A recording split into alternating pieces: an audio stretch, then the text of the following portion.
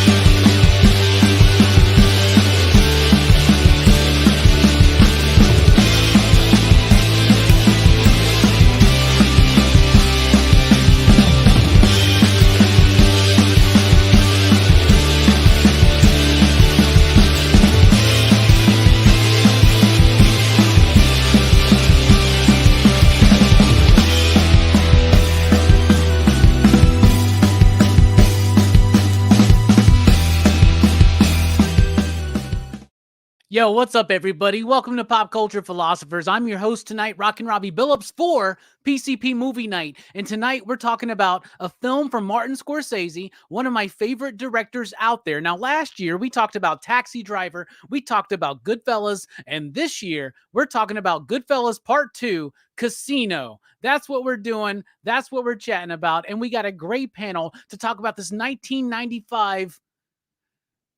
It's today considered kind of a classic, but when it came out, it wasn't really that big of a deal. But joining us, we got Jelani. What is up, my man?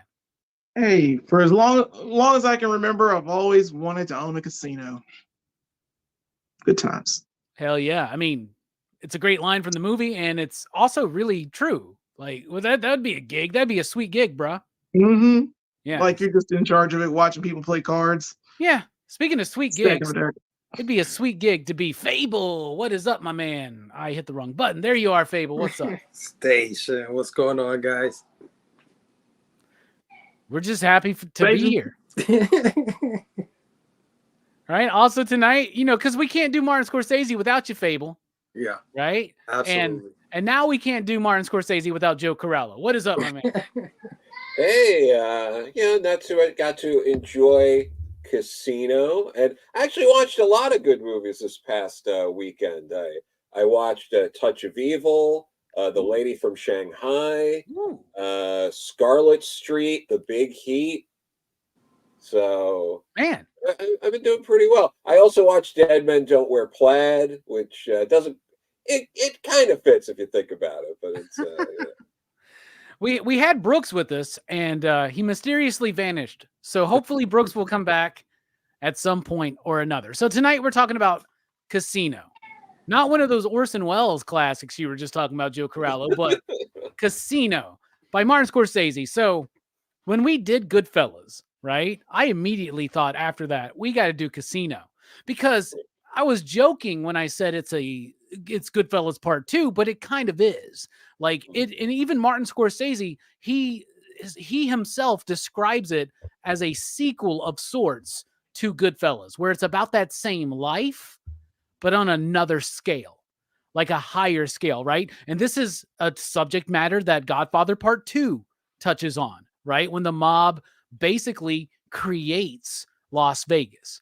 And so this is the true-ish story. A lot of stuff in this movie is true. A lot of it's fabricated. Some of it's blended together with other stories. But for the most part, it's a very true story about, what's his name? Is it Lefty Rosenthal or something like that? That's the dude that Robert De Niro plays. So you got Robert De Niro, Joe Pesci. What's that? Rosenthal. That's what it is. Yeah. Sam Rosenstein or something like that. Yeah, and Rosenstein. They changed the names, but they're based on real people, real actual events. You got Robert De Niro, Joe Pesci coming back with Martin Scorsese to do this film, and you got Sharon Stone, James Woods, and a few others thrown in there. It's nice to see Frank Vincent in a little bit more of a longer and more important role. You know, aside from just being the dude getting his ass kicked by Joe Pesci, he gets to kill Joe Pesci in this movie. But I tell Bill you what, man, Leonardo from right? Sopranos, actually. Yeah. I Everybody am goes together. I am a huge Casino fan. I'm a huge Martin Scorsese fan. So when I first was getting into Martin Scorsese, there was a time in the DVD days where I owned every single Marty movie, right? And now I'm working on getting them all on Blu-ray. But I went through and I watched them all. You know, I had to watch them all to just go through this dude's legacy chronologically speaking. And that was the first time I ever did that with a director, with such an extensive body of work, right? So I even had to like slog through like Kundun and shit like that, right? So, you know, it's not all rose petals out there in Scorsese land, but this one really works for me. Now, at the time, it wasn't necessarily super well received. Sharon Stone was nominated for an Academy Award. Maybe it was nominated for some other stuff, but the public didn't really super get behind it. It made $116 million on like a $50 million budget, but it was definitely below the expectations critically and financially of the studio. I'll tell you what, though, I love it. This movie's 3 hours long. It feels like an hour and 45. It just breezes right on through. The performances are amazing. Now, you could slightly criticize the film and say, well, this is just kind of like Goodfellas, but done again. Well, it kind of is, because it's got that style, it's got that panache, but the performances, those characters are different. Maybe in Joe Pesci's character, it's just subtly different, right? But like Robert De Niro's playing a way different dude than he did in Goodfellas, and it's working. Sharon Stone giving out the performance of her career, in my opinion. All the small little bits. Don Rickles not cracking a single joke in this movie is one of the reasons why this movie stands the test of time for me. I loved it on the revisit. In fact, we were iced in, Joe and Fable, here in Alabama. We had like an inch of ice or something, so like we were shut down for like a whole week. So I watched this movie. It inspired me to finally watch The Irishman, which I enjoyed. Jeez. I watched The Departed, and then I rewatched Mean Streets because I was just in a gangster movie Scorsese zone. So I like this film. It holds up for me. What about you, Jelani? What do you think about Casino overall, and what's your history with it? Well, I watched this, gosh, years ago. I can't really say the first time I saw it, but I remember enjoying it. I remember Sharon Stone more than anything in this movie. Just how crazy she was in that whole scene where she's like going down, driving the street and like hitting the car like multiple times. That's one of my favorite scenes. I absolutely love that movie. Loved her in this movie. But get back like to the story. I mean, yeah, it's a true-ish story. They changed the names. It's a little different. It is Goodfellas too. I mean, it's the same, like you were saying before. It is the same structure. It's the same pretty much setup. It's dual narrated. I love that. Like I don't know what possessed him to do it from those two angles, but actually, I guess triple because Frank Vincent gets to narrate one little short scene. If you remember. Oh yeah, that's right. That's right. So I mean, but the way it's told from all the angles, it's a great story. I mean, it's a great gangster tale. It's not one of my favorite of all time gangster tales, but it's up there. And it's like, I know that we're gonna get the themes and all that stuff, but you can't trust people. Like, you can trust people. They're people you keep close to the vest, but you can't trust them. You know, because something is always gonna happen, and especially when you're a criminal or you're a gangster, you just can't. You know, your friends aren't your friends, and you gotta have certain things happen, you know, to take care of these, or you're gonna get got.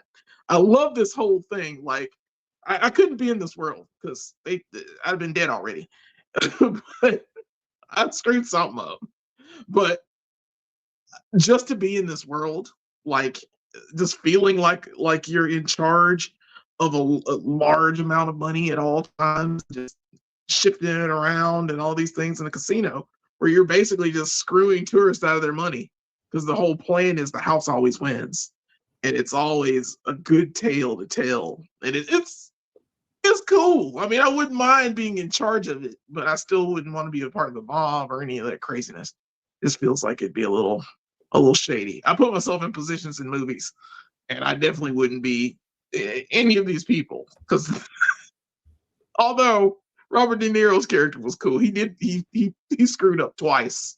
I think 2 times, 2 major times. He really screwed up, and I'll talk about that later. But yeah, he could have kept this going. This could have been a thing. Like he could have been in charge. He could have gotten his license even with a mobster hit. He could have done all those things, but he messed up 2 ways. Well, I'm pretty sure the number one, he married a chick who wasn't in love with him. Chick. Yeah, he married a crazy Well, he married chick. a woman who wasn't in love with him. We're all crazy. Number He was in two, love with him. when the mob's telling him to fucking be quiet, and he makes a fucking TV show. Not that. Not that. Okay. No. Not that. The other thing is he fired Billy Bob or Jim Bob. Oh yeah, that's right. When he fired him, yeah. Joe Bob Briggs is in this movie. That's Joe right. Bob Briggs. When he fired Joe Bob Briggs, that was the commissioner's freaking brother-in-law or son-in-law. And he was like, all you got to do is keep him hired. He's like, is there any way you can just put him in some capacity? You could have made him a janitor as long as he's working there. It's like, he was like, nope, he's too incompetent. Yeah. But he still messed up. The real character in real life apparently was like that. He was that hard ass. Like apparently the blueberry muffin shit is real. Like that's a real fucking thing. Equal amount of he blueberries. told them 10 blueberry muffins and blueberries in every goddamn blueberry muffin. I swear to God. You know what I'm saying? So like that's super fun. So Jelani, you like the film, man. What about you, Fable? You're a Scorsese film like us here on the panel. What'd you think about Casino? What's your history with it? I saw this in the movies when it came out. I absolutely loved it. It's just more of Goodfellas, but it's Goodfellas with a bigger budget, a grander scope, like you say. But it still has that breakneck speed that Scorsese does things in Jesus Christ. Goodfellas, thank you. Sorry. Okay. Age of Innocence? Are you talking about Age of Innocence? It has the same structure and everything, but he flips around some of the actors, which is interesting, which is awesome. Like you said, Robert De Niro's character just shows his range as an actor. You know, he could play both, which is great. This movie's awesome, and I wish there was maybe a third of these, man, like a trilogy of these kind of gangster films from him. That would have been awesome. Have you seen The Irishman yet? Yeah. I would say The Irishman's the third part of this trilogy. Even Nicholas Pileggi, who was the novelist of Goodfellas or Wise Guys, which became Goodfellas and then Casino.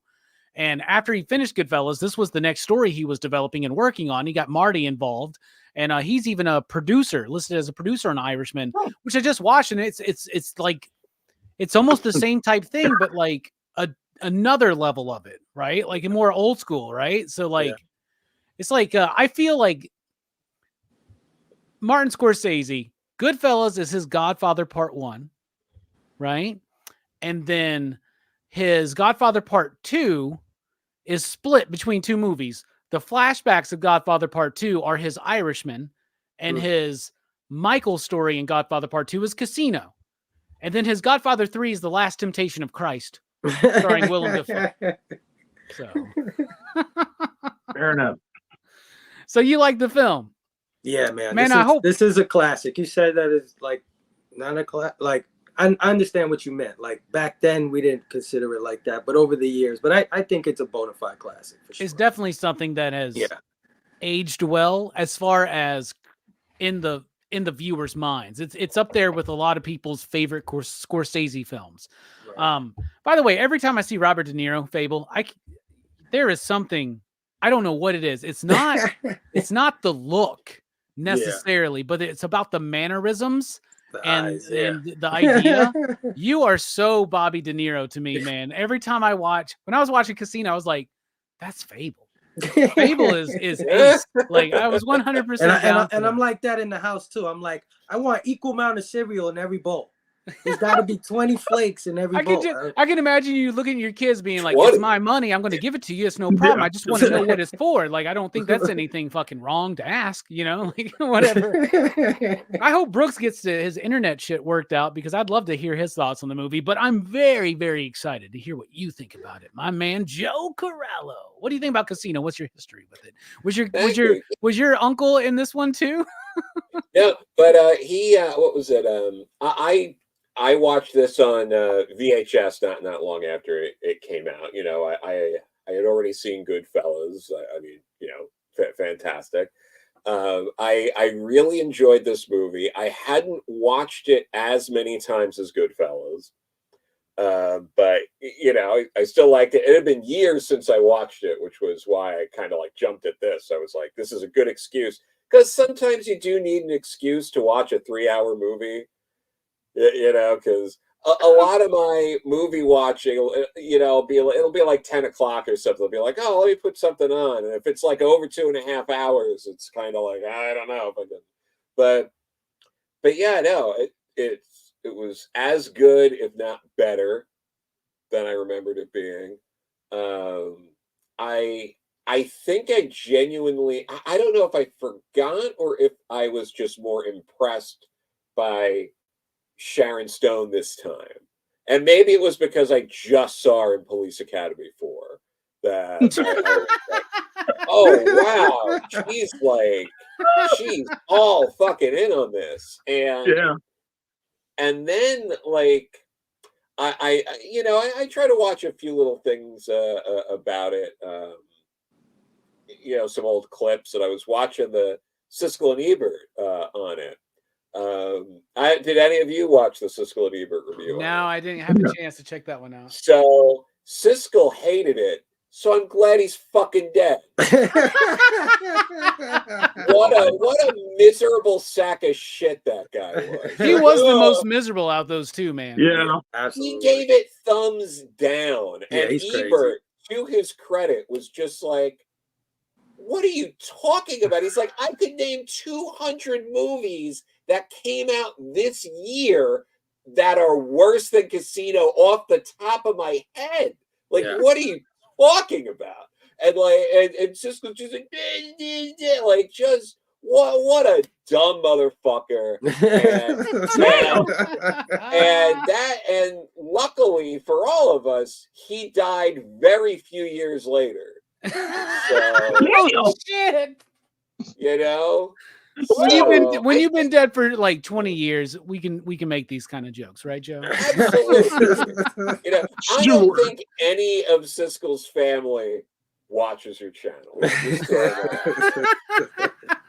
So I think we're fine. And, but watch them tune in for the Police Academy franchise review. That's what I'm. You know, and look, Ebert's gotten things wrong too. I will never forget the time that Ebert reviewed the Brendan Fraser George of the Jungle and said, and I quote, "The elephant in the movie blindsided him with laughter."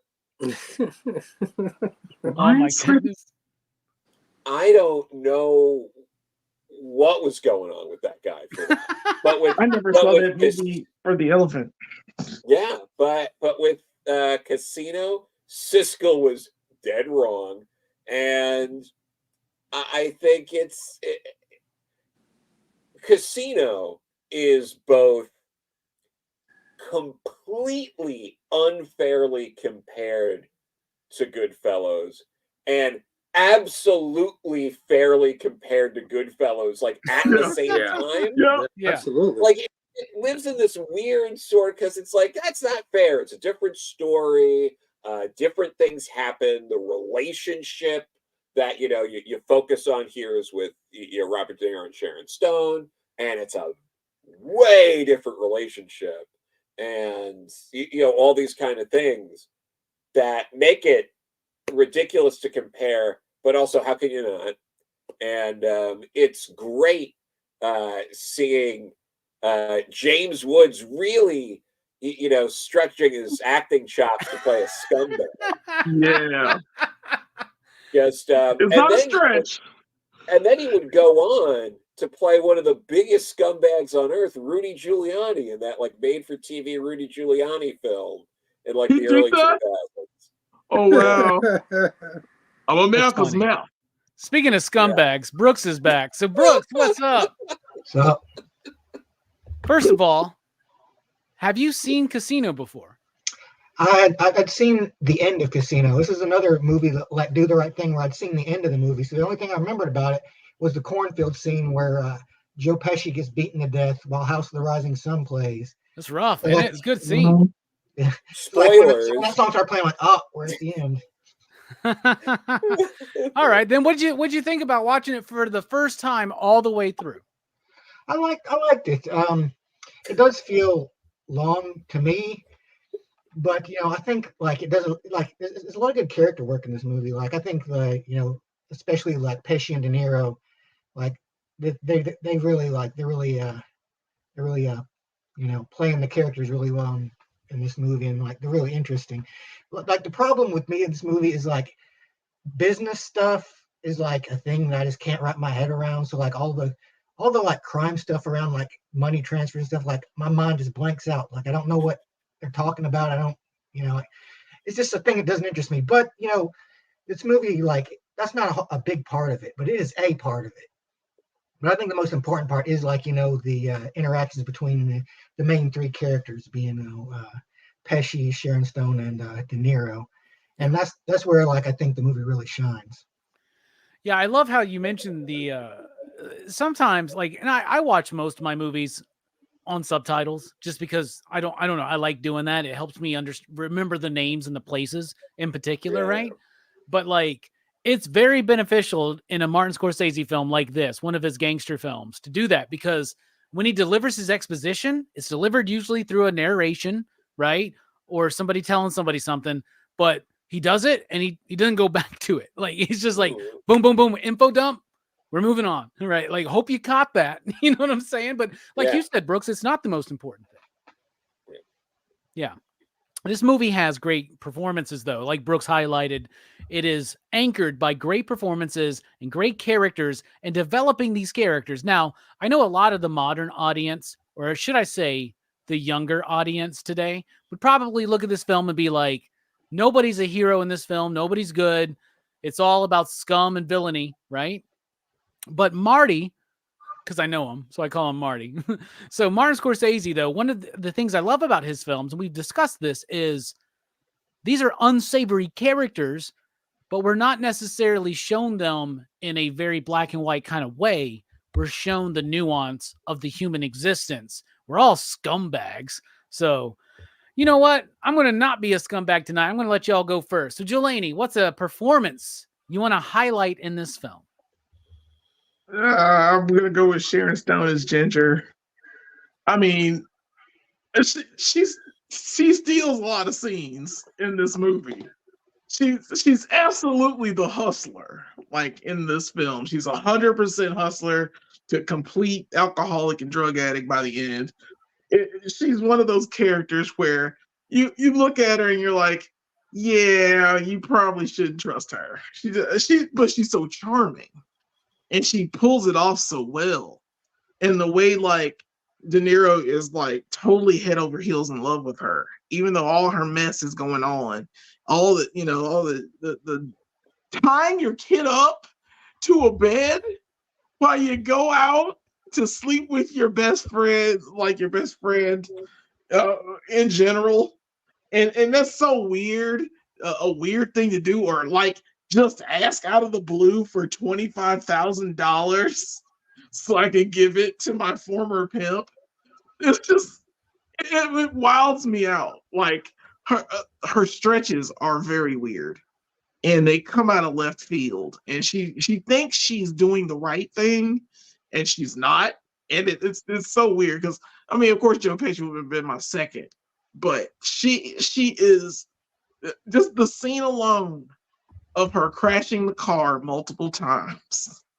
That to me, like I'm like, that's Oscar worthy. That's Whatever a real incident too. Off, in fact, that's the thing that got Nicholas Pileggi to get Marty on board, right? Was he showed an actual like Las Vegas newspaper article about a domestic disturbance in the lawn at 7 a.m. in the fucking morning. And it was that incident.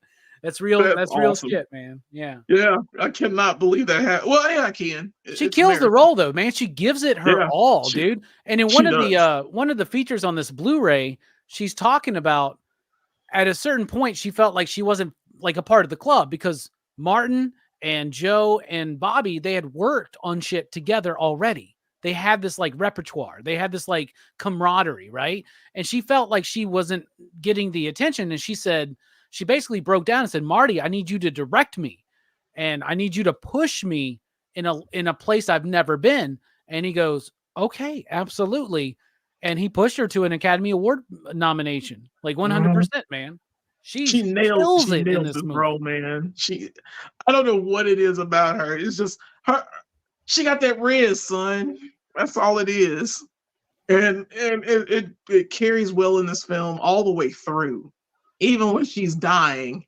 Even her death scene is like spectacular. Like if you're gonna go out, might as well go out in Las Vegas hotel room. You know, you got hot dose, girl. You got hot dose. It was like, so you know, hey, you got to go sometime, I guess. But yeah. that's the way to go. Speaking of the hot dose, Fable, what about you? What's a performance you want to highlight? Yeah, I want to say Joe Pesci, but I mean, I loved him in this freaking movie. I absolutely loved him. But you know, he's Joe Pesci, right? Like Joe Pesci's Joe Pesci everywhere. So I love him in everything he's in. So I'm gonna highlight James Woods, Lester Diamond, man. What a performance this guy put on in this movie. Like the scumbag stuff, like, man, when they confront him in that restaurant, you know what I'm saying? And he's looking around at everybody. I mean, this guy does not give a shit about anybody but himself. And this is her supposed best friend. He has no best friend, Lester Diamond. He's his own best friend. I mean, even when she's breaking down crying, he's got another woman next to him while he's like mind fucking her, right? He's like, I'm in your head. I'm right there next to you. Like he's telling her this crazy shit.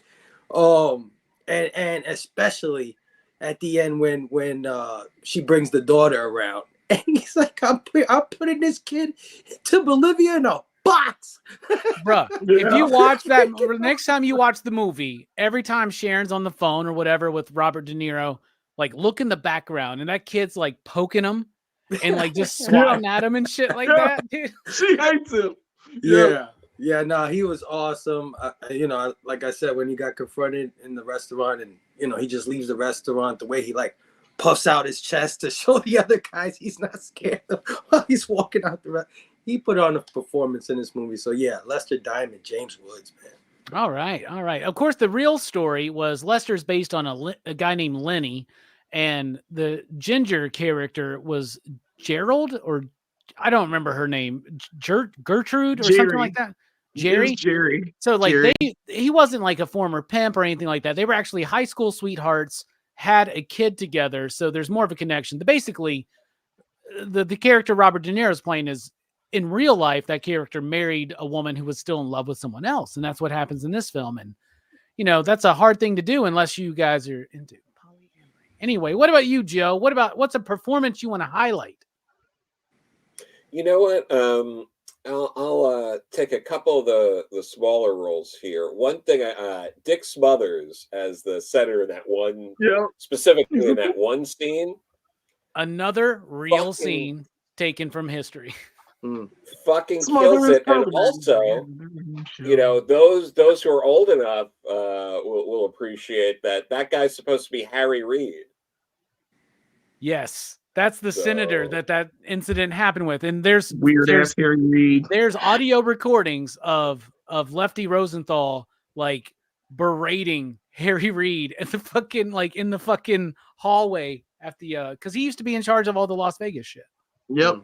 Yeah, and he was the Senate Majority Leader for a while.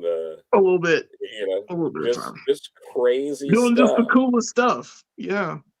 You know, so you know, I'm starting to think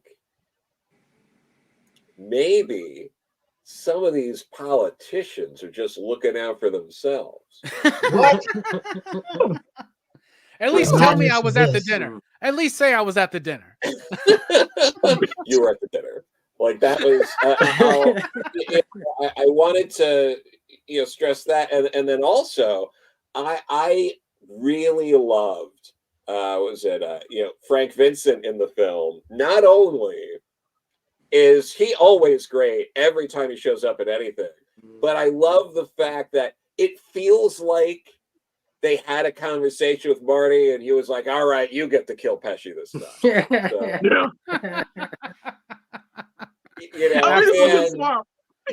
yeah, and you know what? It was just like, I mean, the way he gets killed in Goodfellas is bad, but holy fuck, that's an awful death. I would not want to die like that. Yeah, this was like, buried alive with your brother beaten to death by baseball bats. And in like real life, they really just kicked and punched the shit out of them until they were beat up. Oh no, man. I ain't going out like that. And they enjoyed that shit too, man. They were like, "You cocksucker." Oh, yeah. No, but like him, like that was just incredible. Like that is, throughout the movie, but especially the cornfield scene. He really makes it. Like, yeah. So I'm going with those two. Frank Vincent's great, man. Some good picks, man. What about you, Brooks? What's a performance you want to highlight? Well, I was gonna pick a couple of obscure ones, but like Nicky and De Niro are still up for grabs. So yeah, I'll give an honorable mention. To the daughter, because I love that scene where she sticks her tongue out at James Woods' character. As I'm like, I think I'll pick her. But and also the shit kicker sheriff. Like, I figured he was gonna be a bigger part. I was kind of hoping he was, because he's the way he just walks in there and just fucking like, yeah. You the gaming commission guy. You don't live here. You're just a guest. Yeah. Oh yeah. That's a fantastic scene. Yeah. Mm-hmm. Oh, yeah. That's Bobby De Niro fucked up right there. All he had to say was, "We'll keep him. We'll keep him doing something. Just some to make people, you happy. We'll keep him." Yeah, right. But what's interesting about that bit is that some people say when the old Vegas went down, like when the mafia fueled Vegas kind of went down, like that was the end of the Old West, was the mob in Vegas, right? Like that's the final days of the Old West, right? So it's interesting to have that like kind of confrontation in the movie. Yeah. Let me be honest, Nicky is hands down my favorite character in this movie. Like, he has the best lines. Like, he's just like, it's just Joe Pesci, doing Joe Pesci stuff, He's great. Like, I love him. I love you motherfucker, you. Yeah. You fucking made me do all this shit to you to protect that piece of shit. Yeah. You made me almost pop your eyeball out of its socket for that piece of shit. Charlie M, you motherfucker. God, that scene. Oh my God. Just the pain in that. Like, he stabbed him with an ice pick in his balls 3 times. Why?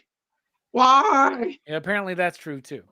Oh wow. Yeah. Oh, Joe Pesci kills it though, right, Brooks? Yeah, it's like I was disappointed that he ended up like, fooling around with his buddy's girl. I thought that was pretty. Like, come on, Nicky, you're better than that. Yeah, it's another. So the real character that's based on is like Antonio something. I can't remember his last name right now, but he was got. Yeah, that's right. He was got because he cheated on dude's wife. Like you don't screw another man's wife. That's like mafia code, man. Like, they have a sense of honor. It's maybe fucked up, man. Maybe skewed. But Rosenthal wasn't a big guy. With a baseball bat, it's a little harsh. Just sad. Yeah, well, no, they hated him, man. The way they actually killed him was more close to the way Joe Pesci died in Goodfellas, actually, and the brother's death is actually taken from another incident. Oh no, yeah, that's the one that's more like the Goodfellas thing, but the rest of it where they set him up like they're going to be made and they don't. But in this movie, that character's made. Like he's always too much of a loose cannon to be like kept alive. Like, he always goes too far. Yeah, and it's true that dude got. Lawyers have to end up taking him out. Yeah, it's true that dude got banned. He got put in the black book, banned from all the fucking Vegas casinos and shit like that. So, what do you think we're supposed to be doing out here? fucking Yeah. robbing the plane.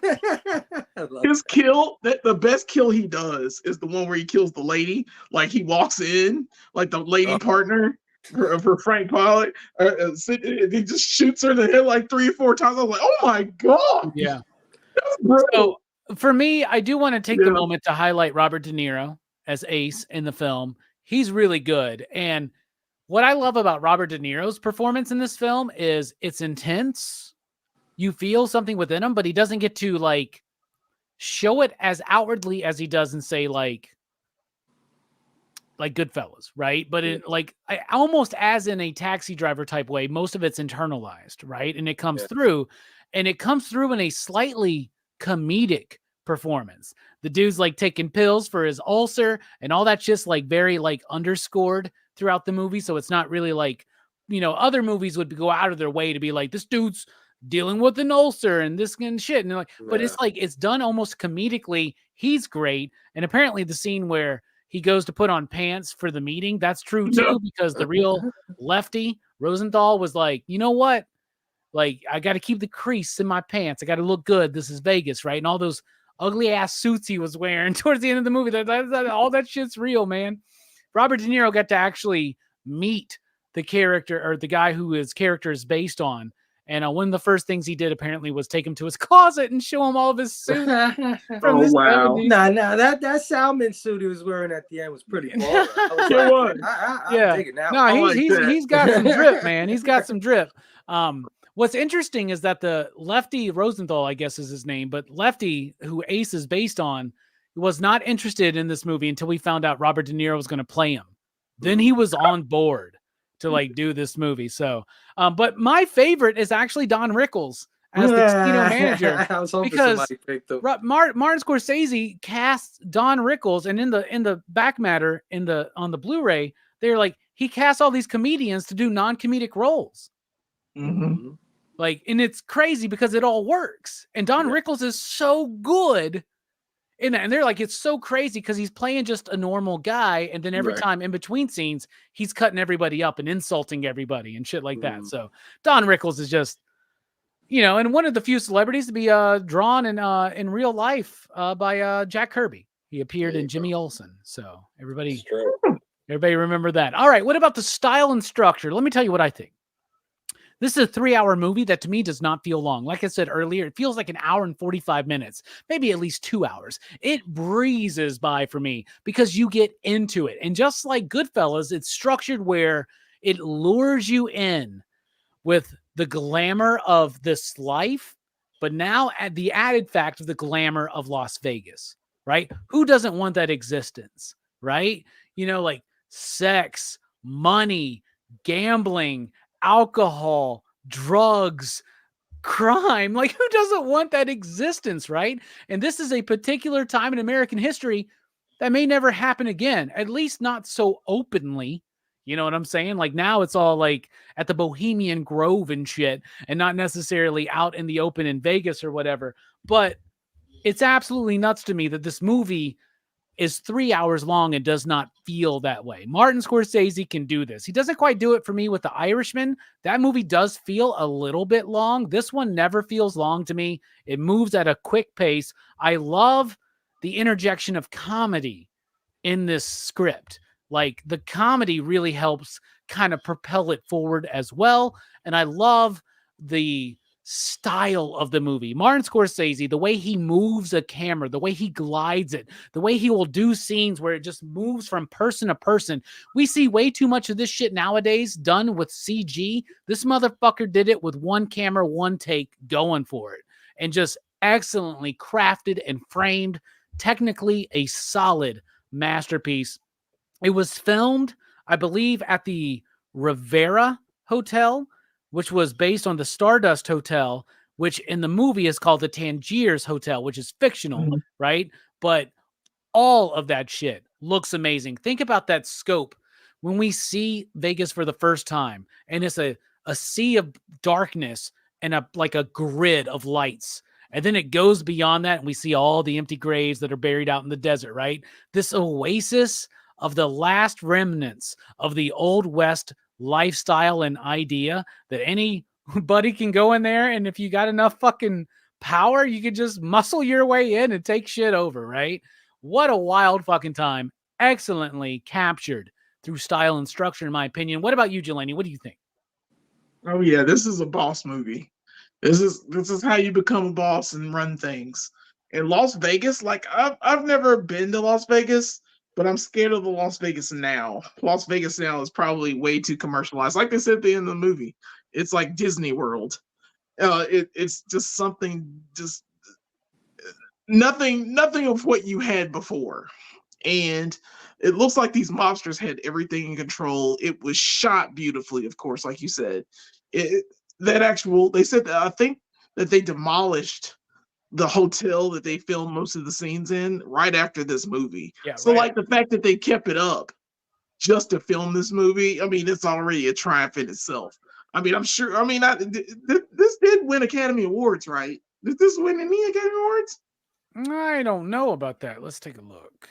Okay, but Keep I talking. mean, it should have, just for the technical genius of it, just the actual, the way they have it's a period piece that they absolutely nail. They don't get any modern conveniences at all in this movie, and you can't tell them from any direction. So I love it just for that. I was like, how did you get people on the Las Vegas Strip not to drive through this scene? And I guess it was just in condemned areas. So they were just like, yeah, we can film here. This is cool. We can put this somewhere. There was a whole And do it thing here, where but they I'm had not to sure that they was had to done. film like from like 11 p.m. to like 7 a.m. or something like that. The casino was still active, but the casino like publicized that Martin Scorsese was filming a gangster movie there. So Martin Scorsese says it was a nightmare at first. Like everybody would get there.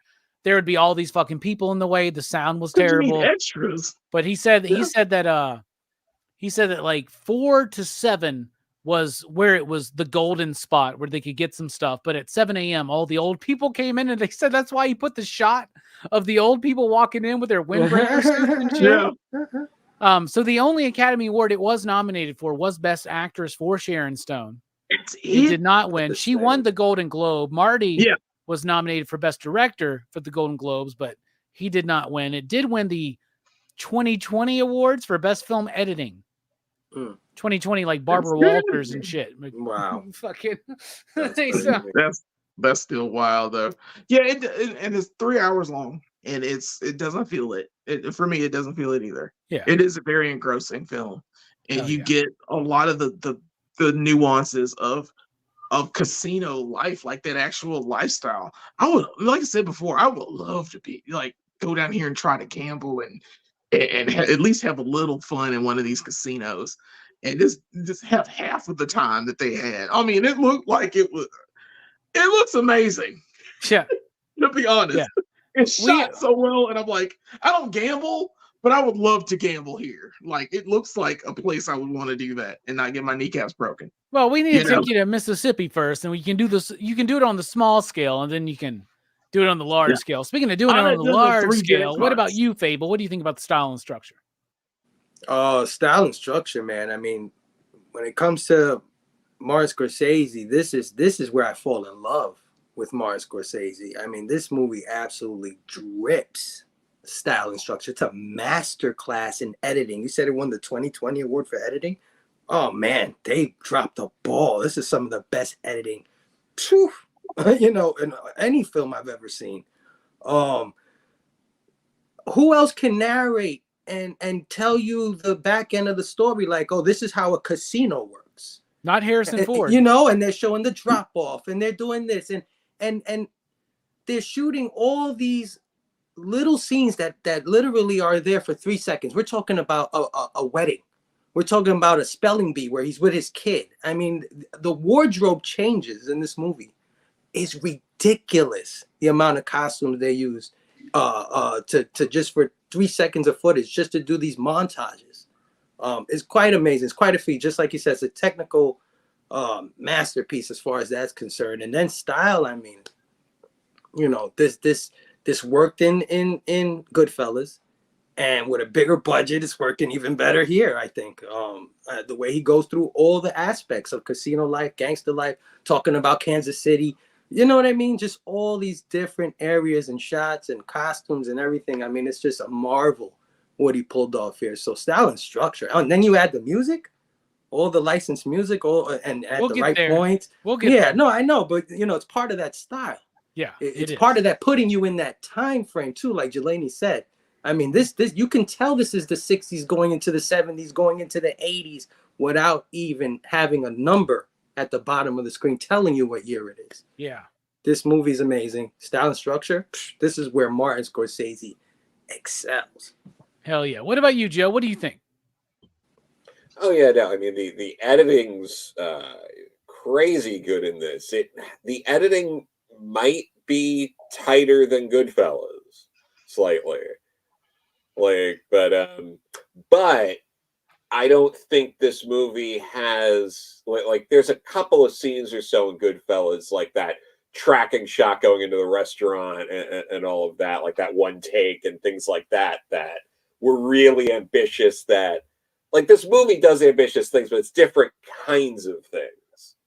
Well, and I kind of wish this movie had a little more of like that kind of stuff going on. Like, oh man, if we could have had like a really crazy, needlessly long take of like walking through a full casino with everyone and stuff like that, like a scene kind of like Goodfellas, where they're in the bar and they're introducing all the people and all that. Like if you could like just worm your way through all like the whole casino or something in like a one take, like that would have put this movie over the top. But no, like again, style, structure, it's everything. Like this movie was put together like a wonderful jigsaw puzzle. It's hard to get bored. You kind of jump around like, oh, you're dealing with the business stuff, and not too long into that it's like some family stuff, then it's the love triangle stuff, and you're kind of it keeps your interest and it keeps you going by slicing through everything. And then every once in a while, cutting back to, the Midwest or, the Chicago area where these guys are like, well, where's their fucking money and all that. So, yeah. Which I love is the great. scene where the dude's bitching about it. Like, this is when they get caught or whatever because they're bugged or whatever. But Martin Scorsese's mom is there and like, like that shit's so funny to me. That's good stuff. That's a good scene. Oh, it's great. And yeah, like again, like the lighting is just perfect throughout the whole thing. All the costuming, just everything. Like there's what Goodfellas and Casino and most of Martin Scorsese's movies do a good job of is nothing pulls you out of the movie. Nothing takes you out. That, like in Goodfellas, I gotta say, I don't think there's a single moment in Casino that would pull you out or be like, what's that doing there? Like the only, there's really nothing I think in this movie that goes like that doesn't make any sense, or like it like makes you start pulling at the threads. Like everything is done just right to keep you immersed in the movie. So, absolutely. The cinematographer is Robert Richardson. This was the first film that Marty Scorsese had done with them, but it wasn't the last because they did Hugo together. They also did The Aviator together, but he would overlight. So there's a lot of like hot lighting, like in his movies. He did JFK, for instance, right? And there's a lot of like super big, bright highlights and stuff like that. But it works for this because the casino is one of those ultrally artificially lit places, So speaking of ultrally artificial, Brooks, what about you? What do you think about the style and structure of the film? Well, the thing is, like, I don't like gambling, like at all, and like the casino. I'm not a big casinos guy. Like, I don't really see the allure of the casino. But this movie does, like, it does portray a certain kind of magic in the casino, and it, like this kind of like glitz and glamour, even though it's like a very artificial, it's like a very it's just a means, you can see it's just a means, to get people to come in the door so they can get fleeced, but it is like I like the way this like the casino is portrayed in the movie. It's almost like a character of its own, just this place where like all of these different people come and like all of these crimes get committed.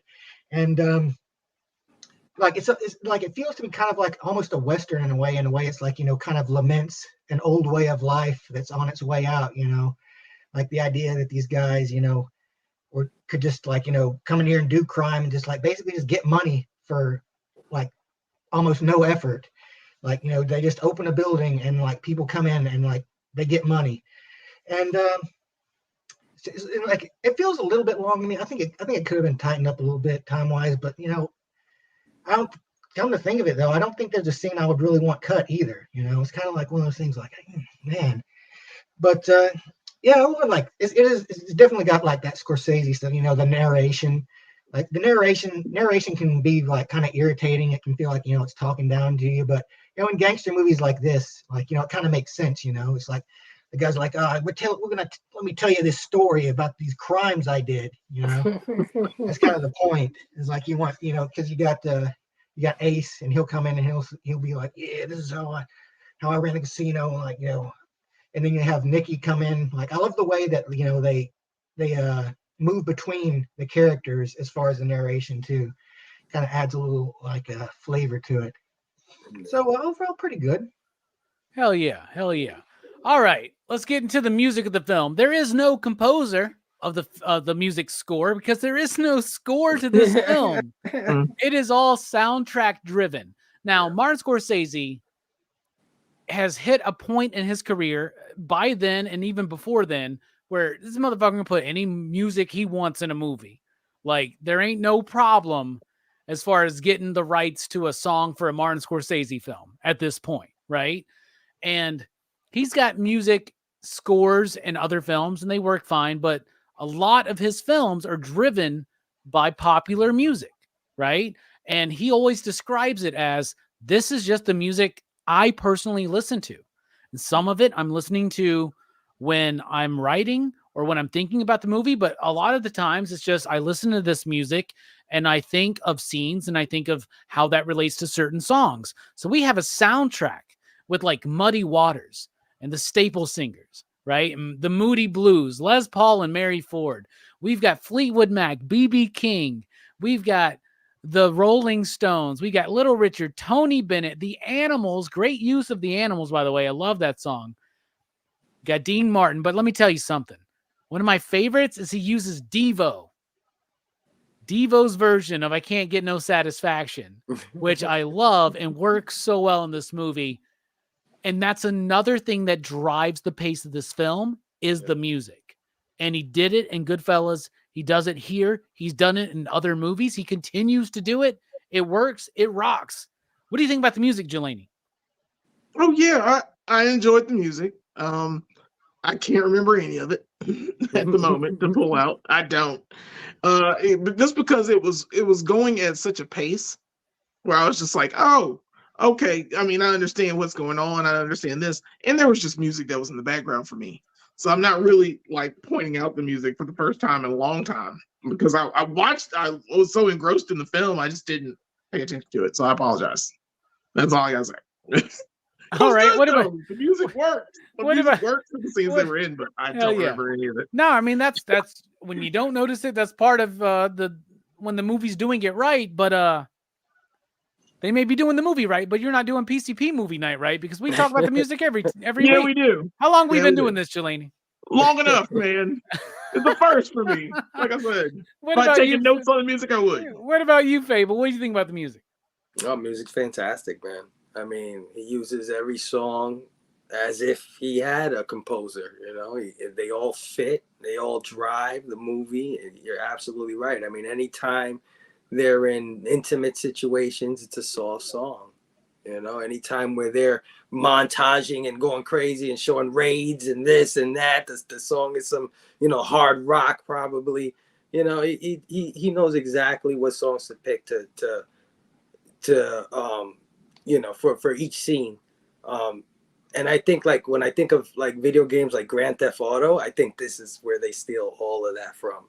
this, because some of that is in that video game. A lot of that energy with the music driving the crime scene and all of that, I think comes from this kind of movie. So yeah, man, masterclass again, another one. Music. Hell yeah. What about you, Joe? What do you think about the music in Casino? I love it. Also, the that bit you said about Devo, I loved you know, that touch with you know, Satisfaction. One of the things about this, I think that part of it, the bit where they use "Go Your Own Way" was perfect. That bit stands out for me. But no, I mean, I think this is where, like, one of the only real complaints, and it's nothing that really, like, I think takes you out of the movie, but there's a couple of songs I want to say that overlap a bit with Goodfellas. Like there's like one There's or some two Stone songs for sure, right? Like, don't they use they use fuck, I can't remember the Stone song right now, but they use I think the same Stone song in both.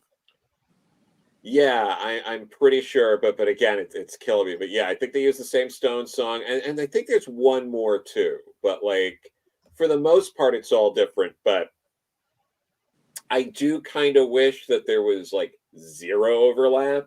However, you are dealing with an overlapping time period and overlapping themes and you know, like underworld stuff. So I mean, it that might be a big ask for me to be like, can you just make it, you know, completely different? But yeah, that would be like my only real, like, kind of mild nitpick with the soundtrack. What's the Stone song? Is it "Gimme Shelter"? The one that's like, That's what I was thinking. It was "Gimme Shelter," but I'm not sure. It's I'm not just a 100%. shadow away. It's just Yeah. a shadow. Is that Gimme Yeah. Shelter? Yeah. That's Yeah, I think in both. I think that one's in both. Yeah. Yeah. It's a good so, song, but you could It's Martin great. Scorsese loves Rolling Stones, right? Like, there's one thing you got to learn about him. And then he even did the concert video of or the concert movie of Shine a Light, which is actually really good. Really good. And the most lights ever put on a performing act, apparently. Brooks, what do you think about the music in the film? Well, I mean, I love the soundtrack of this movie because, like, as a kid, I was raised on classic rock, like this stuff, and like my favorite song from the soundtrack is "Nights in White Satin" by the Moody Blues, which is a criminally underused song in my opinion.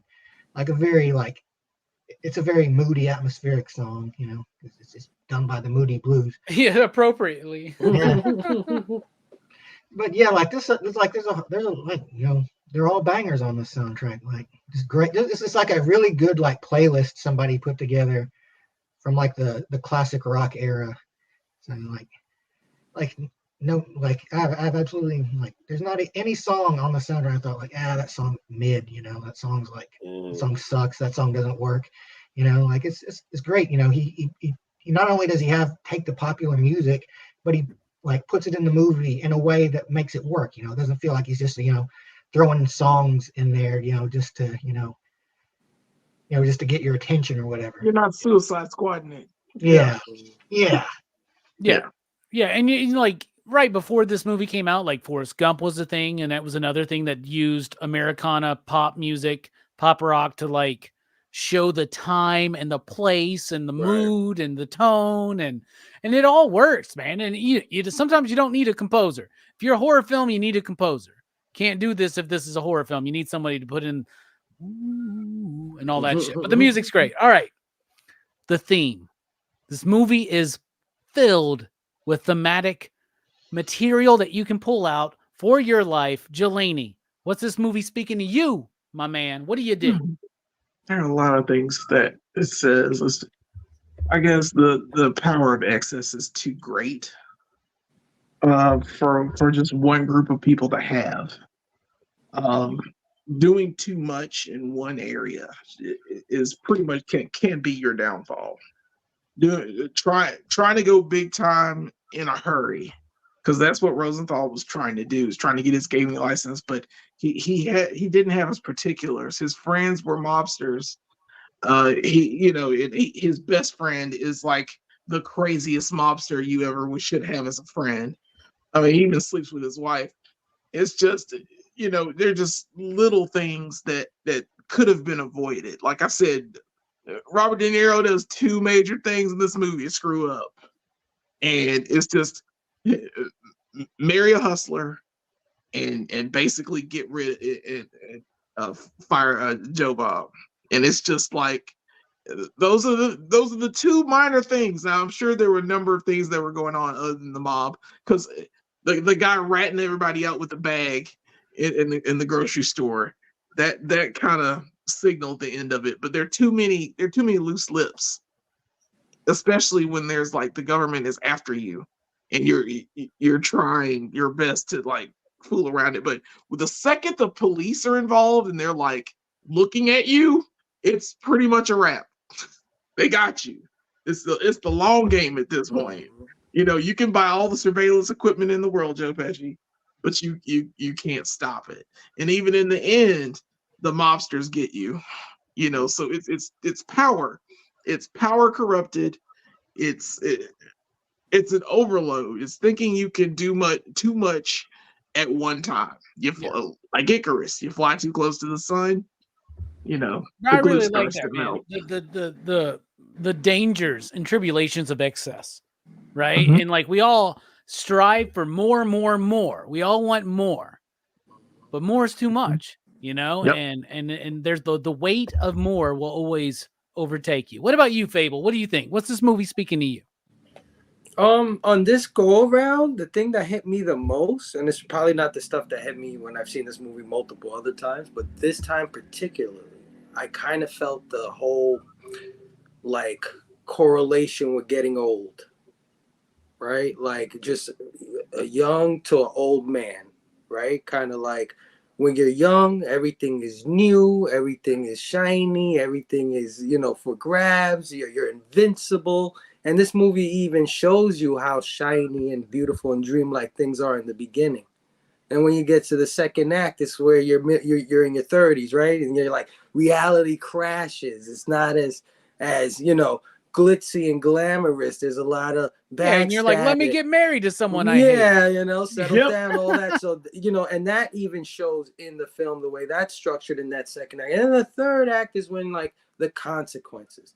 Everything you thought you can get away with, all the bullshit that you went through, and everything that, and these characters in particular, because they did the wrong thing, right? All of them are kind of so now they're paying for all of that when they're, when they have their little grays in their hair, and now they're in their 40s, you know what I mean? And I just, and when at the end, when Robert De Niro's just sitting there doing the bets thing, I'm back where I was, and then he's saying, this is not how the old days, and he's reminiscing, things are not, and then he show, like you said, they show the old people coming into the casino, and it's like a heartbreak, and we all do that when we get older too. We're like, it's not how it used to be. Yet when we were there, we were complaining about how it was until we get older. And they're complaining about the old timers, like the old time gangsters, like they don't understand how things work, Right. Like, yeah. So that's what I got out of this film. So it's like a lifetime. Sort of, and it's a reflection of stages of life. Yeah, absolutely. What about you, Joe? What are you thinking? A lot of what this movie goes back to is knowing your place and knowing where you are.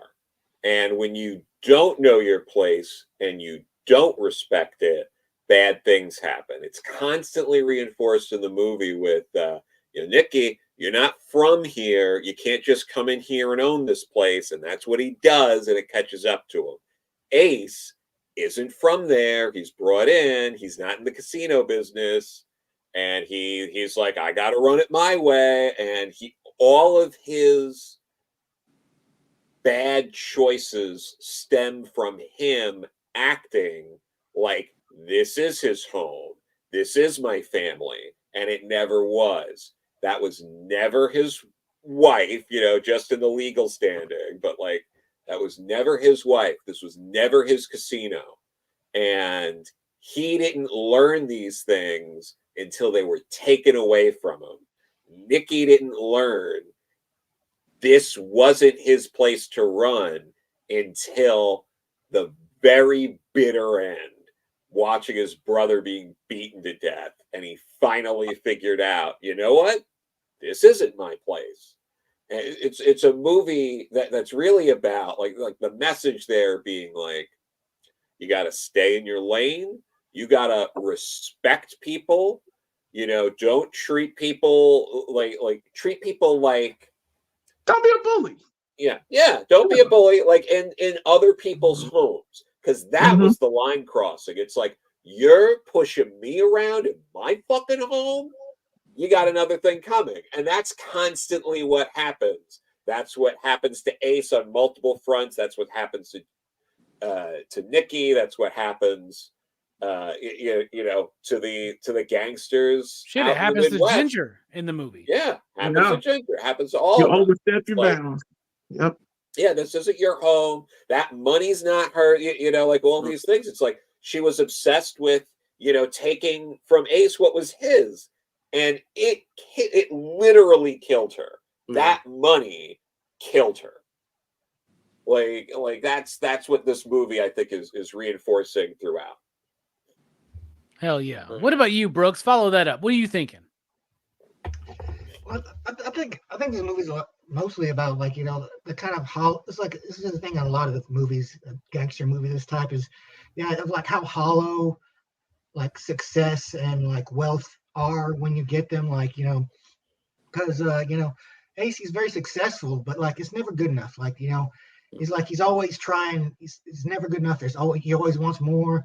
Even when he's running this casino and he finds out that some people won with the slot machine. It's like dude's like people have got to win sometime. And he's like no, like people aren't supposed to win. People are supposed to give me their money, and that's, and it doesn't make him happy. And ultimately he creates himself a family, but even then he spends so much time pursuing his business that he doesn't even interact with them the way he should. He doesn't value the things that are important to him because he's so busy chasing the things that aren't important to him. But he's just the kind of guy who's he places a lot of importance on his skills, on what he can do. It's like that's always been his thing. It's like I know how to pick winners, and so that's he follows that, but at the same time he loses sight of what's really important to him, and that's why.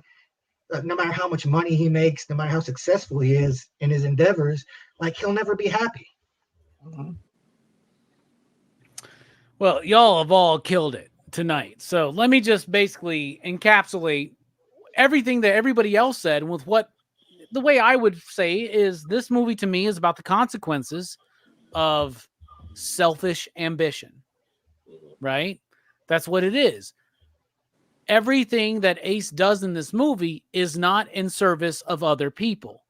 I mean, you hit on this, Brooks, right? This was all him wanting more, him feeling like it's his own way. But like Joe said, it's his way or the highway in somebody else's fucking state. You know what I'm saying? Yeah. In somebody else's place. And like Fable said, it's about how it changes him throughout the ages. Right? Throughout his ages, right? Like the beginning and the middle and the end of life and stuff like that. And the Irishman takes that concept even further, right? And it's about those consequences. It's like Jelani was talking about. It's about when, this is a beautiful, glorious life. And one of the things I love about this movie and Goodfellas and other movies by Martin Scorsese about gangsters is it paints it so what's the word? It's just where you want to have it, right? It paints it in a way where you lust after it. This is a life I want. It paints it so, I can't think of the fucking word for some reason right now, but Tantalizing, right? It's a very tantalizing kind of world, right? It's an alluring kind of world. That's the fucking word I was trying to think of. Alluring. Holy shit. I'm trying to write a comic right now and I can't think of the word alluring. So I have the source, bro. Yeah, there's all that going on, but it shows the allure and the appeal of this world. However, shows you the consequence of it. Just like Goodfellas. Like Martin Scorsese gets like pegged. He gets taken out by a lot of critics, especially nowadays, to be like, oh, this is a power fantasy. This is just like trying to build up this. You're glorifying violence and all this stuff. No, I don't think Martin Scorsese glorifies violence. He uses humor in the midst of it because he's also an entertainer. And as much as he's making real cinema, he also still has to entertain us like a Marvel movie at times. And so I really dig that. I think it's about the consequences of selfish ambition, where Ace wasn't doing anything for anybody else. He was doing it for himself, and everybody in this movie was doing it for themselves. And that's the appeal of something like Vegas, right? And I also think Martin Scorsese is trying to get us to understand that we are all Ace. We are all Nikki. We are all Ginger. There's a piece of them inside of us. So don't think that your shit don't stink, because when you hit Vegas, you're going to act a fool, because that's what we all do. Okay? That's what we all do. All right, time to rate the film. You out there in the chat, if you watched Casino, out of 5 you digs, what do you rate it? Jelani, kick us off. Well, it's a very impressive movie. Marty Scorsese does a good job of telling his stories. And I really appreciate it. It's not my favorite Scorsese film, I will say. So I'm gonna give this one. This will get a 4.69. I mean, it's good. All right. It's a decent film. I've watched it probably 2 other times, and but of his movies, I think one of my favorites is The Departed. But I really enjoy this one too. It's just the last scene with Joe Pesci getting beat to death. I think that's like the one that's it just hits you home. That's the thing. I'm just like, oh yeah, this is the end of this life. So yeah, it's never a good sound editing there. The sound editing about. I love how he's narrating, and in the middle of the narration, he just goes and it's like right when he gets hit, and it cuts out, and I'm like, oh yeah, this is perfect. This is, and it goes just downhill from there. It's such a great film. It's got great moments. Ginger with the car still is my favorite scene. So it's still a great movie. And I really appreciate it. So yeah, 4.69. 4.69 from Jelani. What about you, Fable? What do you think?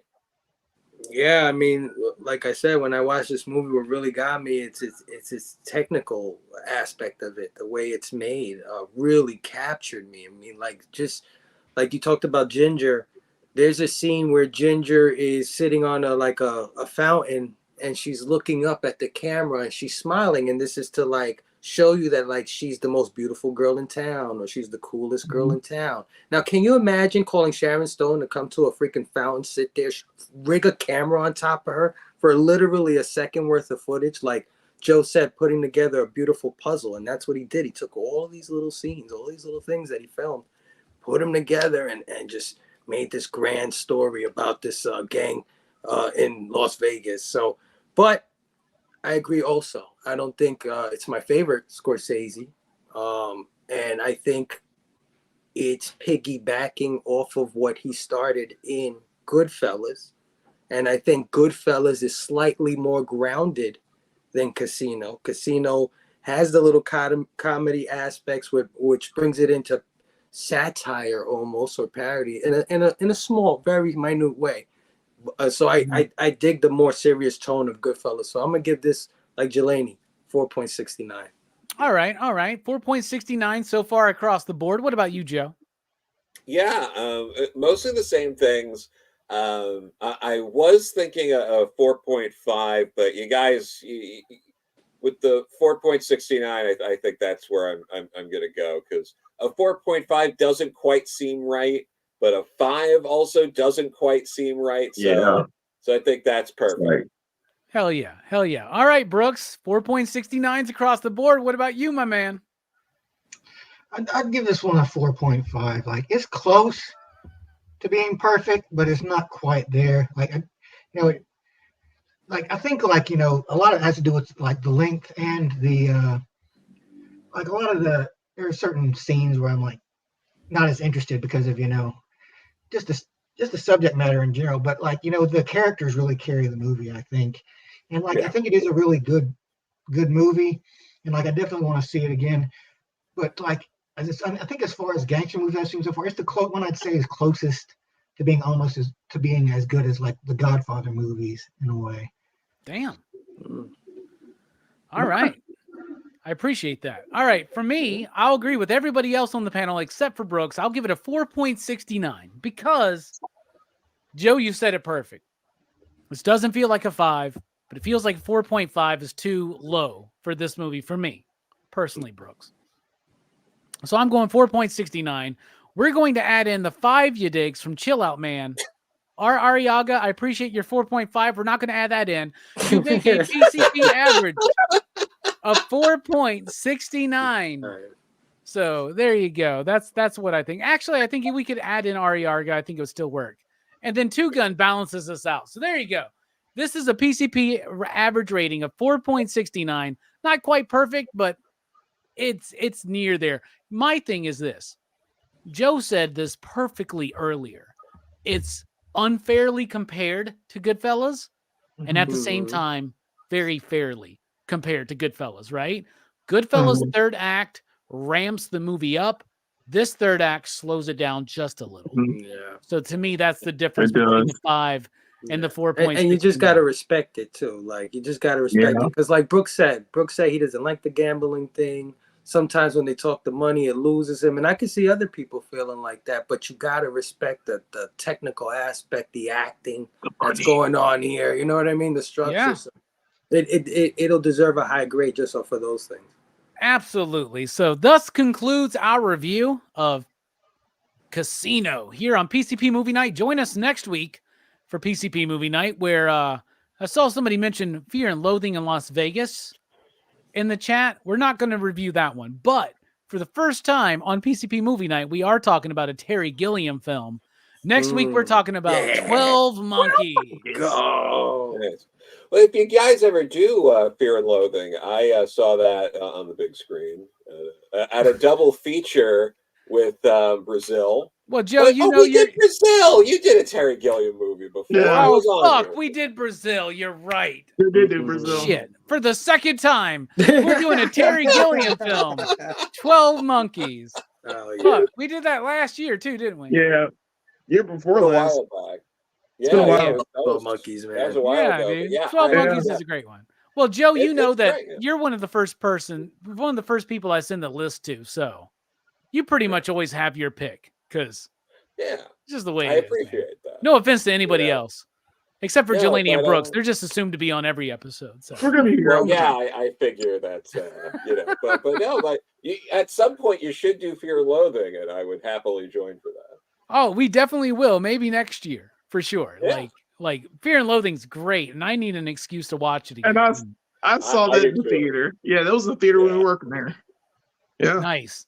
I will also be on Dylan's Horror Show this Saturday night to talk about The Dark Half, which is a movie I really like, actually. It's a Stephen King story, but it's a movie directed by George A. Romero that I think is kind of forgotten. It's only available right now.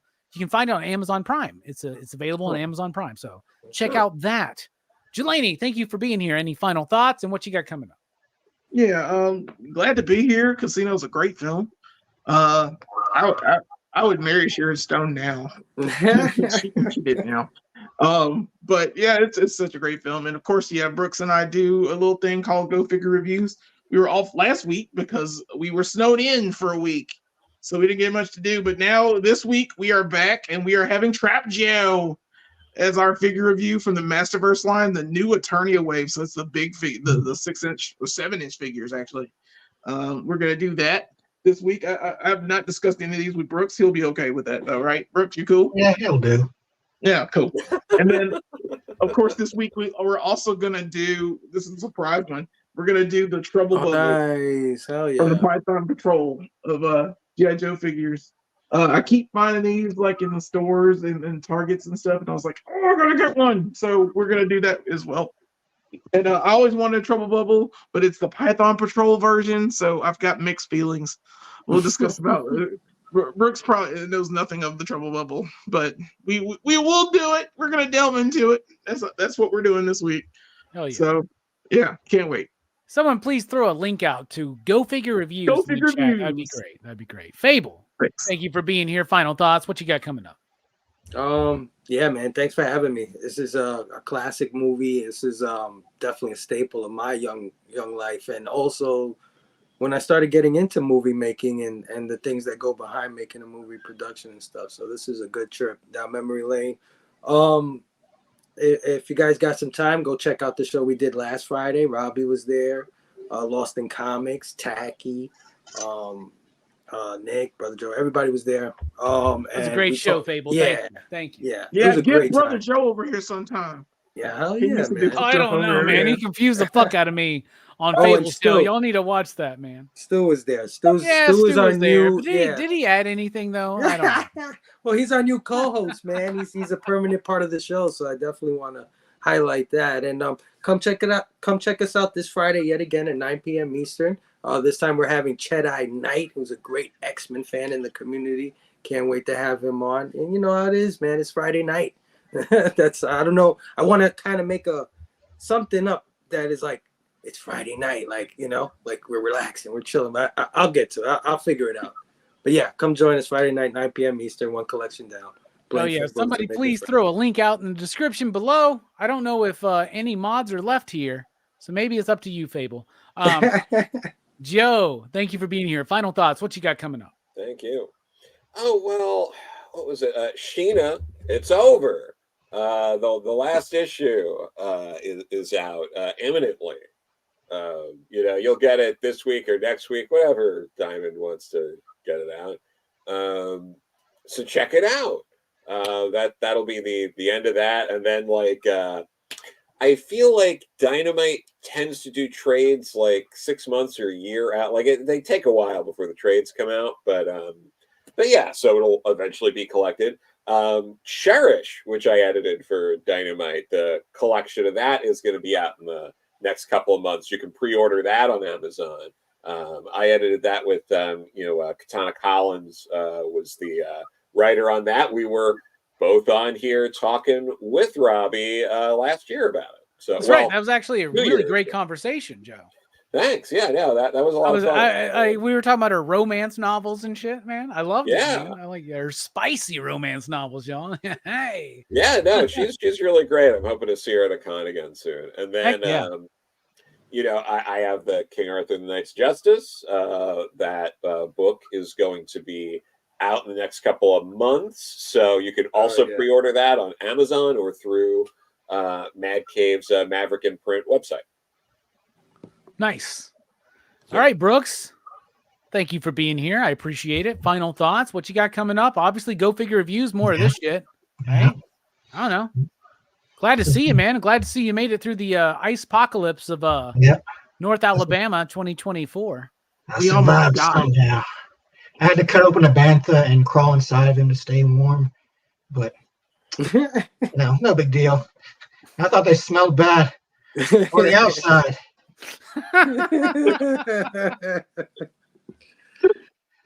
But as far as my clothing remark, I think I'll go with peekaboo, you fuck you. Nice. All right. I don't have anything clever from the movie lined up, but I'll just say join me on Dylan's Horror Show. That's going to be Saturday night for the dark half. Join me also Thursday night because we're doing it a week early, even though anybody in my area, your comic books are going to be delayed. So expect a delay on the weekly comic book review. We had the ice storm. We're still dealing with the after effects of that. But we will be doing the best of the month stream on Thursday night because I'll be in MegaCon the week after. So if you're going to be at MegaCon, come see me and just be at Twin Peaks every night and you'll run into me. I guarantee it. That's just, it's that easy. Y'all, I promise you that's where I'll be. But aside from that, next week, 12 Monkeys, the second time we've ever talked about a Terry Gilliam film here on the channel. So please join us for that. I appreciate all the panelists. I appreciate all you out there who watch this live and on the replay. PCP Movie Night, doing great things. We'll see you next time. And Fuck you, you fucking fuck. I guess that's a line from the movie. I don't know. That sounds